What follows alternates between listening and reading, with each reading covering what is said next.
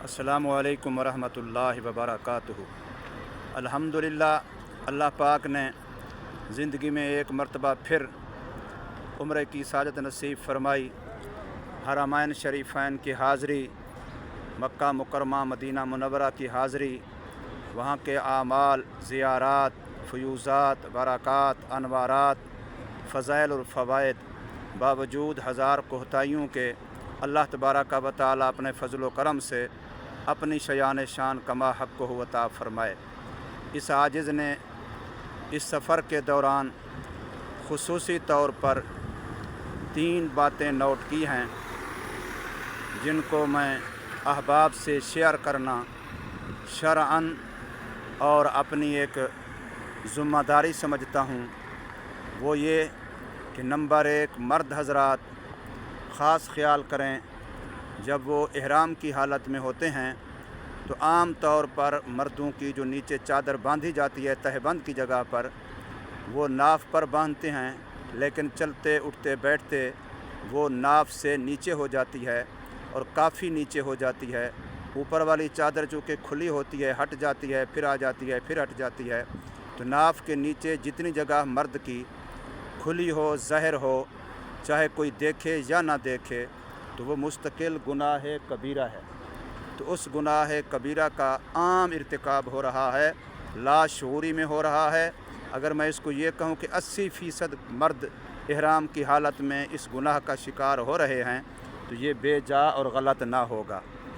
इसलिए एक तो इसका लिहाज किया जाए। नंबर 2, औरतों को ये समझना चाहिए कि हालत इहराम में उन पर चेहरा खुला रखना है, लेकिन इसका माना पर्दे का ना होना, हिजाब का ना होना नहीं है। जो हिजाब और पर्दे का हुक्म है वो अब भी बाकी है।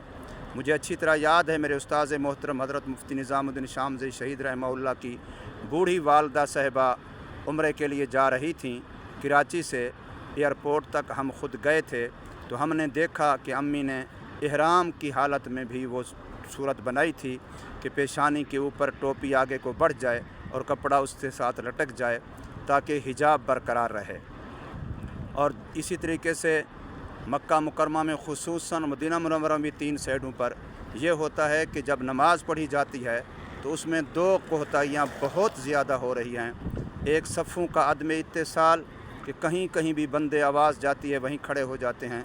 नंबर 2, मुहाज़ात का मसला कि मर्द औरत आपस में इकट्ठे मुहाज़ात हो जाता है, जिससे नमाज मर्दों की ख़राब हो जाती है।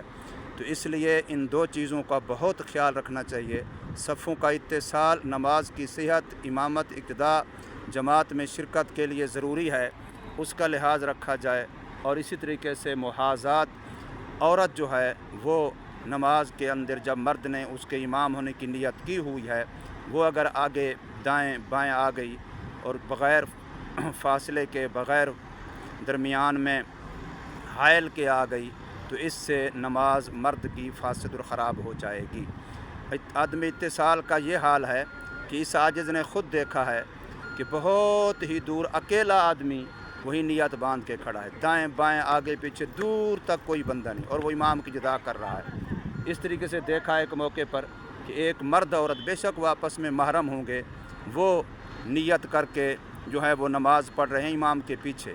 अब एक मुसल्ले पर दोनों खड़े हो गए, लेकिन उनके आगे पीछे दाएं बाएं बिल्कुल दूर तक कोई सफ़ नहीं है, कोई इत्तिसाल नहीं है, और वो आवाज़ आ रही है तो इमाम की जुदा कर रहे हैं, और वो इसी को काफ़ी समझ रहे थे। ये बहुत बड़ी गलती है।